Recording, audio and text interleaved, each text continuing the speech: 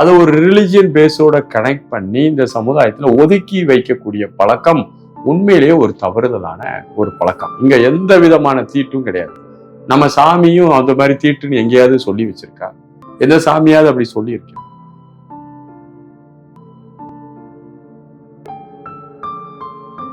அனைவருக்கும் வணக்கம். மாதவிடாய் காலத்துல பெண்களை நம்ம ஒதுக்கி வைக்கிறோம்.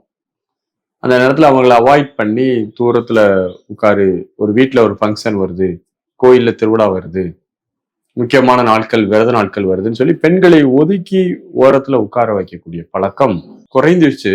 ஆனால் பழங்காலத்துல இருந்து வந்த சில மக்கள் இன்னும் அதை பின்பற்றுகிறார்கள். இன்னைக்கு நல்ல விஞ்ஞானம் வளர்ந்துருச்சு. ஆனாலும் இந்த மாதிரியான ஒரு சம்பிரதாயங்கள் சில குடும்பங்களில் இன்னும் நிறைய இருந்துட்டு இருக்கு. இது நம்முடைய வைதிக மரபை இந்த தமிழ் சமூகம் ஏற்ற பிறகு இந்த பிரச்சனைகள் அதிகமாக இருந்துச்சு. பெண்களுக்கு வரக்கூடிய அந்த மென்சஸ்ல வரக்கூடிய அந்த பிளட் தான் மனித உருவாக்கத்திற்கே அடிப்படையாக இருக்கிறது.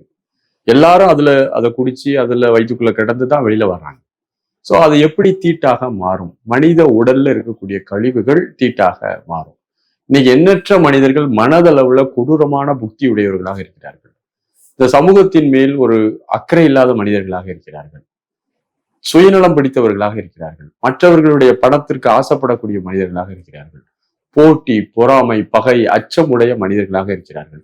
இந்த குணங்கள் எல்லாம் தீட்டு. மனிதனுக்கு இயற்கை உதிரம் கொட்டிய போது ஏற்படக்கூடிய அந்த நிகழ்ச்சி ஒரு இயற்கையான நிகழ்ச்சி. அந்த ஒரு நிகழ்வை தீட்டு என்று சொல்லி அதை ஒரு ரிலிஜியன் பேஸோட கனெக்ட் பண்ணி இந்த சமுதாயத்துல ஒதுக்கி வைக்கக்கூடிய பழக்கம் உண்மையிலேயே ஒரு தவறுதலான ஒரு பழக்கம். இங்க எந்த விதமான தீட்டும் கிடையாது.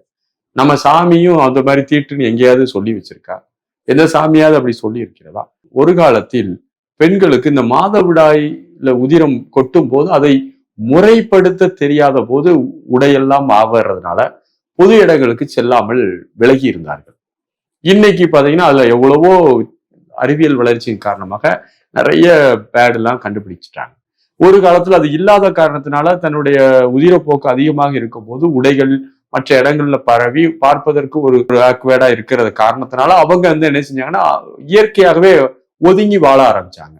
அது நாளடைவுல அது ஒரு ரிலிஜியன் பேஸோடையும் காட் பேஸோடையும் இயற்கையில ஒரு தவறான விஷயமாகவும் ஒதுக்கப்பட வேண்டிய விஷயமாகவும் பார்க்கப்பட்டது ஒரு துரதிர்ஷ்டவசமான விஷயம். அப்படிலாம் கிடையவே கிடையாது. எந்த தீட்டும் கிடையாது. அது ஒரு இயற்கையினுடைய நிகழ்ச்சி. ஒரு இயற்கையினுடைய நிகழ்ச்சி மாதம் மாதம் கரெக்டா பெண்களுக்கு அந்த உதிரப்போக்கு ஏற்படும் போது அதை இன்னைக்கு முறைப்படுத்தி கொள்வதற்கு எண்ணற்ற வசதிகள் வந்த பிறகு அதை தீட்டு என்று ஒரு வகையான ரிலிஜியன் பேஸ்ல போறது ரொம்ப தவறான விஷயம். அப்படிலாம் கிடையாது. அப்படி எந்த ஒரு தீட்டும் அது கிடையாது. அதை நல்லா புரிந்து கொள்ள வேண்டும். அன்னைக்கு பெண்கள் உடல் அளவுல கொஞ்சம் பலகீனமாக இருக்கலாம். உதிரம் அதிகமாக கொட்டும் போது ஓய்வு தேவைப்படுகிறது. அந்த ஓய்வுக்காக அவர்கள் அமைதியாக ஓய்வு எடுத்துக் கொள்ளலாம். அரசு அரசு பணிகள்ல இருக்கக்கூடிய பெண்களுக்கு அந்த உதிரப்போக்கு காலங்கள்ல ஒரு 2 நாளோ 3 நாளோ கண்டிப்பாக ஊதியத்துடன் விடுப்பு கொடுக்கணும். பெண்கள் ஒரு நாட்டின் ஒரு முக்கியமான ஒரு தூண்களாக இருக்கக்கூடியவர்கள். ஒரு குடும்பம் நல்லா ஆரோக்கியமா இருப்பதற்கு பெண்களுடைய பங்களிப்பு முக்கியமானதாக இருக்கிறது. ஆண்களுடைய பங்களிப்பு முக்கியமானதாக இருக்கிறது. பெண்களும் ஆண்களும் சமமானவர்கள். இதுல எந்த வேறுபாடும் கிடையாது. ஆனால் இயற்கையினுடைய சில உபாதைகளை நாம் புரிந்து கொள்ள வேண்டும். அப்படி இயற்கை உபாதைகள் பெண்களுக்கு ஏற்படும் போது அந்த ஒரு 2 நாளோ 3 நாளோ ஊதியத்துடன் கூடிய ஒரு விடுப்பை அரசு வழங்குவதற்கான சட்டங்களை கூட இயற்றலாம். அப்படி செய்யலாம். அதை விட்டுட்டு பெண்களை ஒரு ரிலிஜியன் பேஸ்டாவோ நம்பிக்கையின் அடிப்படையிலோ மூட நம்பிக்கையிலையோ அவர்களை இந்த சமூகத்திலிருந்து சில நிகழ்ச்சிகளிலிருந்து ஒதுக்கி வைப்பது என்பது ஒரு வகையான உளவியல் படுகொலை தான்.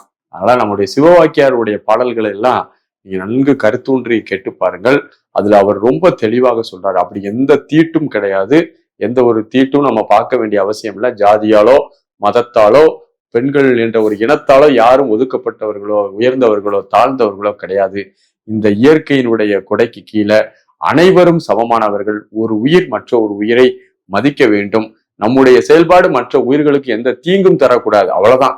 இத ஒவ்வொரு உயிர்களும் கடைபிடிச்சாலே எந்த விதமான பிரச்சனையும் இல்லை.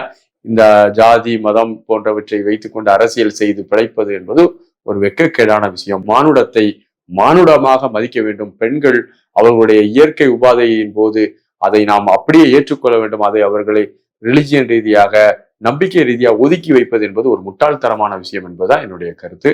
அனைவருக்கும் வாழ்த்துகள். நன்றி, வணக்கம்.